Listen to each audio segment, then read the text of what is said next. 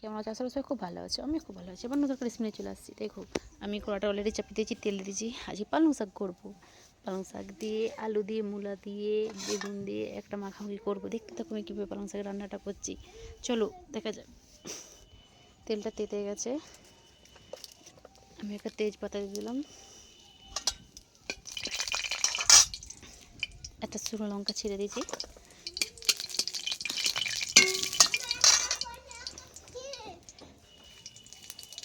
পাঁচ ফোড়ন দিয়ে দিলাম,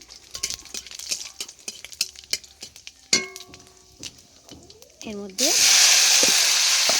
দিয়ে দিলাম বেগুন, আলু, মূলা,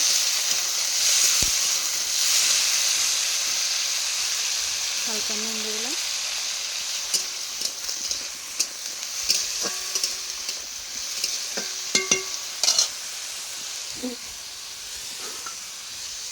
ঢাকা দিয়ে দিলাম।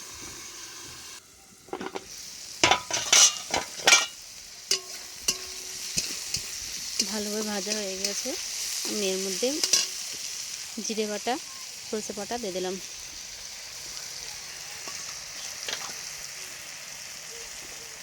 এক চামচ ধনা গুঁড়া,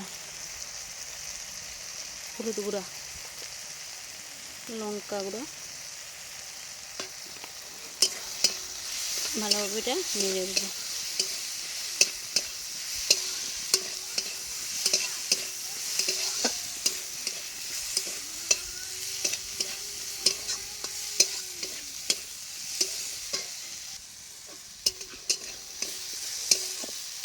অল্প জল দিয়ে দেবো।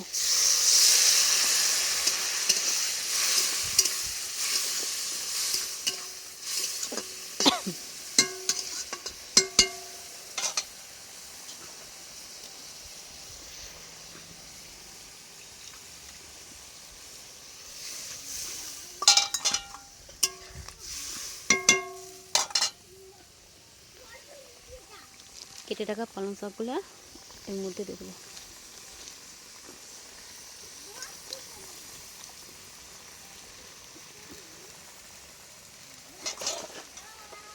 অল্প নুন দিয়ে দেবো,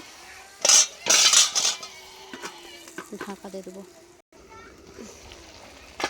ভালোভাবে সিদ্ধ হয়ে গেছে, আমি এবার নামিয়ে নেবো। নামিয়ে সবজিটা আমি ছেঁকে নেবো, দেখতে থাকি। দেখুন যে পালং শাকটা নামিয়ে নিয়েছি, আর কড়াই তেলটাও তেতে গেছে। আমি এখন পেঁয়াজ দিয়ে দিচ্ছি, পেঁয়াজটাকে লাল করে ভেজেছিলাম, পেঁয়াজটা লাল করে ভাজা হয়ে গেছে। আমি এবার সবজিটা দিয়ে দেবো।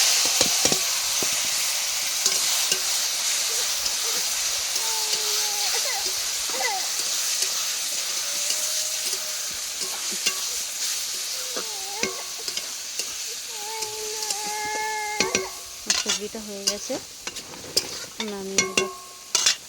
দেখুন দেখুন আমার রান্নাটা নামিয়ে পড়েছি। কেমন হয়েছে পালং শাক দিয়ে, মূলো দিয়ে, আলু দিয়ে ঘন্ট একটা রেসিপিটা কেমন হয়েছে সব কমেন্ট করে বলবে। আর যদি ভালো লেগে থাকে রান্নাটা, কমেন্ট শেয়ার করবে। ঠিক আছে, নেক্সট ভিডিওতে আবার নতুন নতুন রেসিপি আনছি। সবাই ভালো থাকো, টাটা।